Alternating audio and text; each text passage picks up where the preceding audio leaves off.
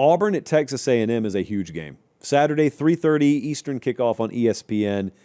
Really bad schedule dynamics for Auburn. This is why that Oklahoma game was so important. They go in there, they lose to Oklahoma, and you knew even in the spring, boy, if that game goes sideways for them, if they lose that game, they got to go right back on the road again against a rested A&M team. So it's your 5th game in a row. It's the second leg of back-to-back road games, and you're facing a rested team at home. And they may be better than you anyway.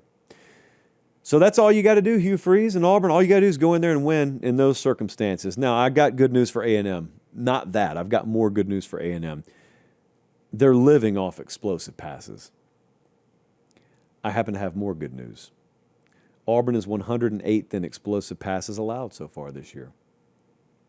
Sounds pretty fundamental. Do we want to go ahead and predict the game? Not quite so fast. We have not seen, at Auburn at least, a pair like Casey Concepcion and Mario Craver. They haven't seen talent like that. And look, Oklahoma's got good players at wide receiver.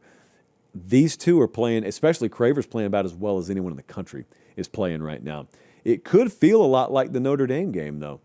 You go into that one and you look at it from months away and you think, boy, if A&M's going to go up there and win, ground and pound, man, they got to go do Notre Dame better than Notre Dame does Notre Dame. Well, that wasn't what happened. They ran it for less than 150, but they threw the ball all over the place. And this is an Auburn run defense that is number 1 in yards per attempt allowed. They're allowing less than 2 yards per carry.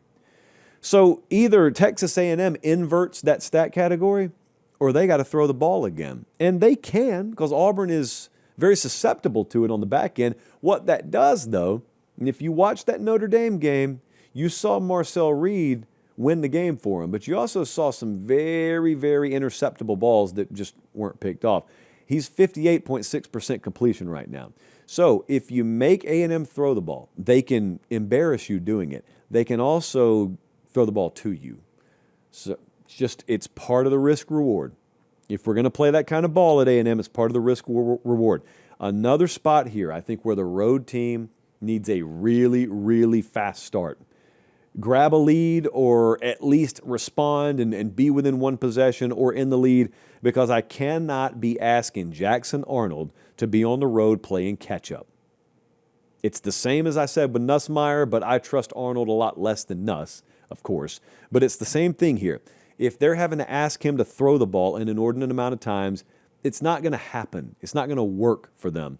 A&M's pass rush, Kyle Field, and by the way, a quarterback that I don't think they trust to throw the ball all over the middle of the field. I know they tried some last week to some success. That's not where you're going to live in this game if you're Auburn. Jeremiah Cobb's a really good tailback for them. Jackson Arnold versus I think they're the 72nd run D in the country right now, A&M. So test that. Run on it.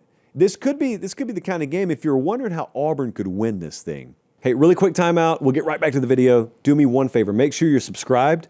It helps us keep the show free. It helps us keep the lights on. It helps us keep doing college football year-round, and we appreciate it. All right, back to the video.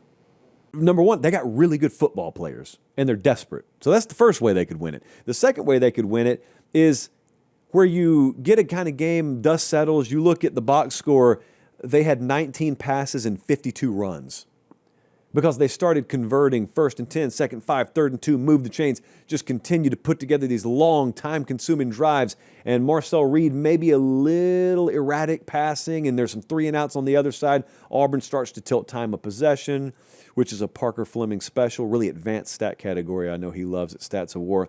But more importantly, you start to control game tempo. You start to control possessions. You start to control how often Casey Concepcion and Mario Craver are on the field, and you're playing your game. You're running the ball. Quarterback run's probably an instrumental part there, but it's just a much lower risk approach. If Auburn wins this game, I guarantee you it could be 2-to-1 run-to-pass ratio. My concern is too much will have to be asked of Jackson Arnold, because as much as what I just said sounds good, pretty sure they're aware of that strategy over at A&M as well. And they're going to be well prepared for this game. Jackson Arnold last week got sacked 10 times, and I heard a lot of people just immediately start criticizing the Auburn offensive line. And I'm not absolving them. I think it was more to it than just, the Auburn offensive line was a sieve. There were some times Jackson Arnold just sat there and held the ball. And I'm not sitting here pretending I'm some quarterback aficionado, but it seemed like if read number 1 was covered up, it was really tough getting through that progression to read 2, read 3. And again, this is not the place to find yourself. Kyle Field is not the kind of place you figure things out as a quarterback. Let's take a look at what the model thinks. FanDuel right now has Texas A&M minus 6.5. The model is a little north of that. We've got A&M minus 7.5. It's the kind of spot like Florida was in 2 weeks ago at LSU. Even last week when Florida was at Miami. You think to yourself, ultra talented, back against the wall, wounded animal mode. This is just the kind of game where that kind of team shows up. Somehow they find a way, the old bear crawl over broken glass approach, but they're in it at the end. And that's what my instinct tells me about this game. The problem is the dynamics are such that you can have a hard-fought game and it ends up being 30-20 because there's a late touchdown, just a backbreaker. I'm going to take A&M to win and cover. The number's minus 6.5, by the way. I'm going to take A&M to win and cover. And if I'm right, that's a tough spot for Auburn. You're already down 2 conference games over this little 8-day stretch here. That'd be tough.